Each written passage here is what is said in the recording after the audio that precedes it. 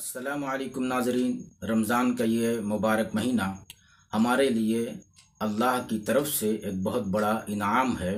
اور ہم اس کے لیے اس کا جس قدر بھی شکر ادا کریں کم ہے۔ ناظرین، اگر آپ نے ہمارے اس چینل کو اب تک سبسکرائب نہیں کیا ہے تو سبسکرائب کر لیں اور بیل آئیکن کو بھی کلک کریں تاکہ جو بھی نئی اپڈیٹ ہے وہ آپ تک سب سے پہلے پہنچے، اور اس ویڈیو کو شیئر بھی کرتے رہیں۔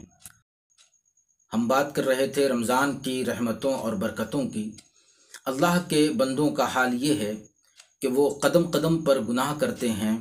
اور لمحہ بلمحہ ان سے خطائیں اور غلطیاں واقع ہوتی ہیں، لیکن اللہ تعالیٰ نے اپنے بندوں کو مایوس نہیں چھوڑا ہے، انہیں اپنے دروازے سے، انہیں اپنی بارگاہ سے محروم نہیں کیا ہے۔ جب کوئی بندہ غلطی کرتا ہے، خطا کرتا ہے، تو انسان ہونے کی حیثیت سے وہ تو ایسا کرتا رہے گا۔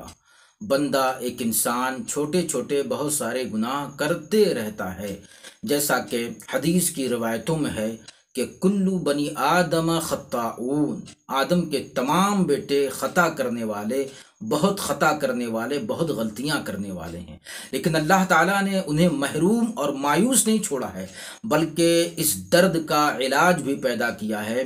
غلطی کو دور کرنے کا ایک سبب اور ذریعہ بھی پیدا کیا ہے۔ اللہ تعالیٰ ہمیشہ اپنے بندوں کو اپنی رحمتوں کی طرف بلاتا ہے، اپنی مہربانیوں کی طرف توجہ دلاتا ہے اور اپنے بندوں کو نہایت لطف و کرم کے ساتھ اپنی بارگاہ میں حاضر ہونے کی دعوت دیتا ہے۔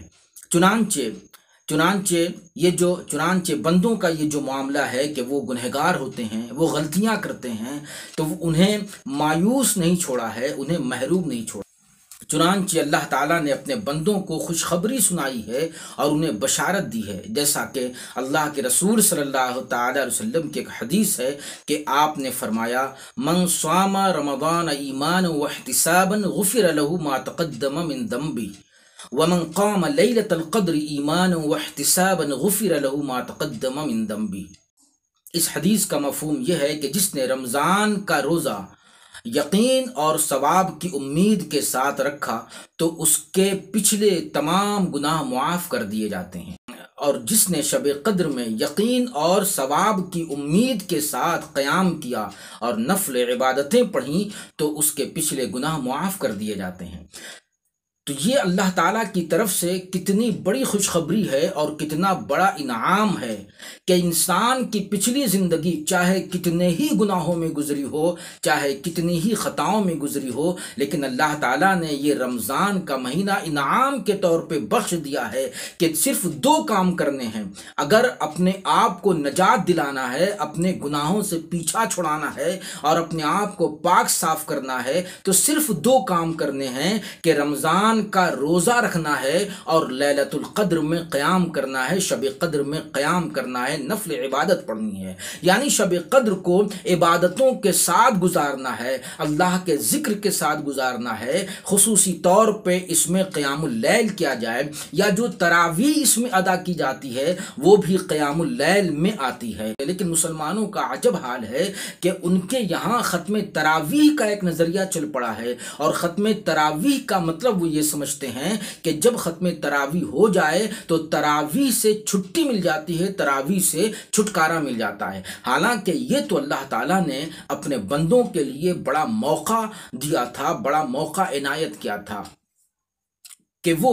پورے رمضان قیام اللیل کریں، پورے رمضان وہ تراویح پڑھیں، اور اسی رمضان میں لیلۃ القدر بھی ہے، تو اس طرح لیلۃ القدر میں انہیں قیام اللیل کرنے کا موقع ملے گا، قیام اللیل کرنے کا، اس طرح انہیں لیلۃ القدر میں عبادت کرنے کا موقع ملے گا۔ اور جب ایک بندہ مسلم جب رمضان کے روزے رکھتا ہوا لیلۃ القدر میں قیام اللیل کرے گا تو لیلۃ القدر میں نفل عبادتیں پڑھے گا، عبادتیں کرے گا، تو ایسی صورت میں اللہ تعالیٰ کی طرف سے وہ بخشش اور مغفرت کا مستحق اور حقدار بن جائے گا۔ لیکن اسی کے ساتھ یہ بات بھی یاد رکھنا چاہیے کہ یہ جو مغفرت کا وعدہ کیا گیا ہے تو یہ صرف گناہ صغیرہ کے لیے ہے، شب قدر میں قیام اللیل کرنے سے، تلاوت قرآن کرنے سے، عبادت کرنے سے، ذکر کرنے سے، دعا کرنے سے یہ گناہ صغیرہ مٹائے جاتے ہیں۔ گناہ صغیرہ کی بخشش اور مغفرت کا وعدہ ہے۔ رہ گئے گناہ کبیرہ، تو گناہ کبیرہ کے لیے ضروری ہے کہ گنہگار بندہ اللہ تعالیٰ سے سچی پکی توبہ کرے، اور یہ بھی بڑا اچھا اور سنہرا موقع ہے کہ رمضان کا مہینہ ہے، روزے دار ہے اور لیلۃ القدر ہے، اور اس میں وہ توبہ کر لے۔ اللہ تعالیٰ توبہ قبول فرمانے والا بڑا مہربان